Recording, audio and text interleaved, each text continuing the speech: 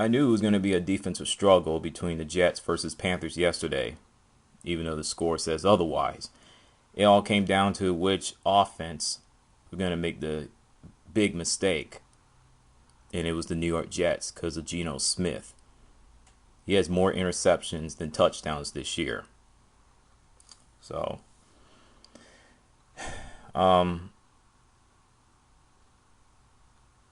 it came down to the special teams, and Jason Williams, number 54 for Carolina, gave a huge spark for the Panthers after the New York Jets were gaining momentum. And plus, it was a close game in the third quarter, 16-13, Carolina leading only by 3 points. So, when that block punt happened, that was it. And I'm happy that Carolina won the game yesterday, but the play calling was mixed bag. I love it in the second half, but the first half, I just hated it for the simple fact that they were running the ball effectively. They were doing so well. Unfortunately, it's almost as if they just threw the ball too much. It was just wrong, you know. And plus, they misused Mike Tolbert for the second straight game. That's why they lost in New Orleans last week. But then again, any team go play in New Orleans versus Saints, they're gonna lose because it's a straight up trap meet, you know. So yeah, Carolina had 33 minutes 1 second for a time possession versus 26 minutes 59 seconds for the New York Jets.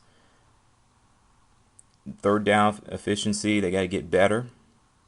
And Cam Newton has to get rid of the ball instead of holding on the ball for too long.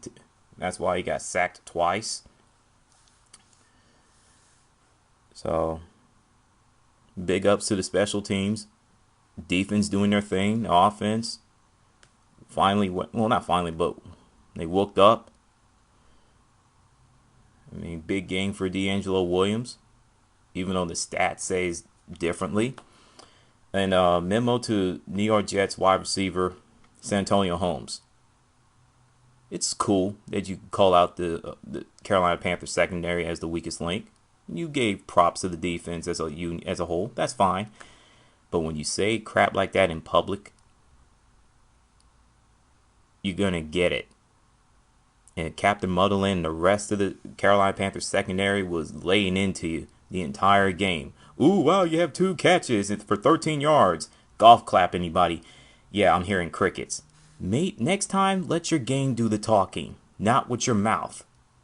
I'm so sick of athletes letting their mouth do the talking instead of their skills. You know? Well, he has a Super Bowl ring, and that gives him the right to talk? I don't care if you have a championship ring or a championship trophy.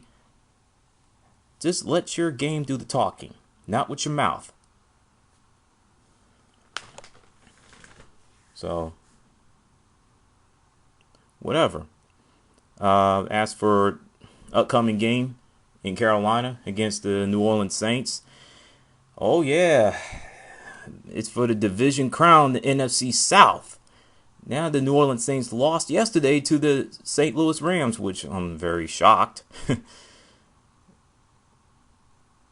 If I'm Carolina, I'm looking at the game tape from yesterday's game between the Saints and the Rams.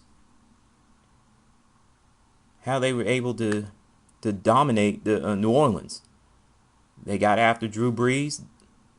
They swallowed him up.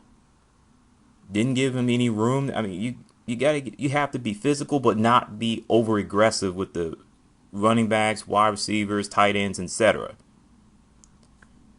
And plus, the New Orleans Saints are like, you know, Dallas Cowboys, San Diego Chargers, Jekyll and Hyde team. They're great at home, but on the road, they're just garbage. And you've seen that. So, if Carolina do the right things and bring their A triple plus game at home against the New Orleans Saints, They're going to get that 11th victory of the season. And it feels like it's the Kansas City Chiefs versus the Denver Broncos all over again.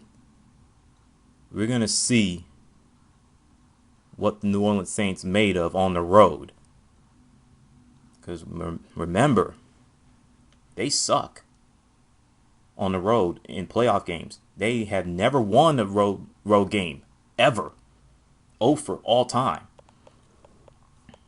So, can't wait for that game in the upcoming Sunday. What's your thoughts? Throwing y'all a salute. Talk to you guys later.